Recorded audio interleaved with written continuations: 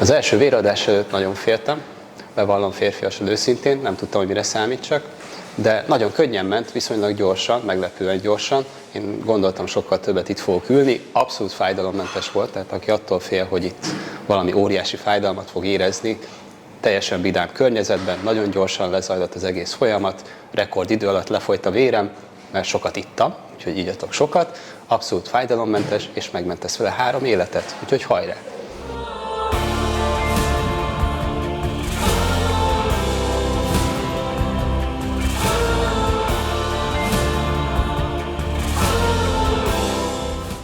Számomra a sport az életem egyik sarokköve, és enélkül nem lenne olyan magabiztosságom, mint ami jelenleg van. Nekem nagyon sokat segített abban, hogy megtaláljam a saját utamat, és konkrétan magabiztosságot adott az életben. Sok olyan dologba tudtam belevágni, amiben egyébként nem vágtam volna bele sport nélkül, mint például a véradás.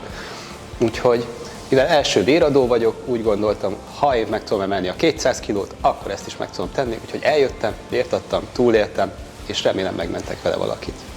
A sport mindenkié, ahogy az élet is, adj vért!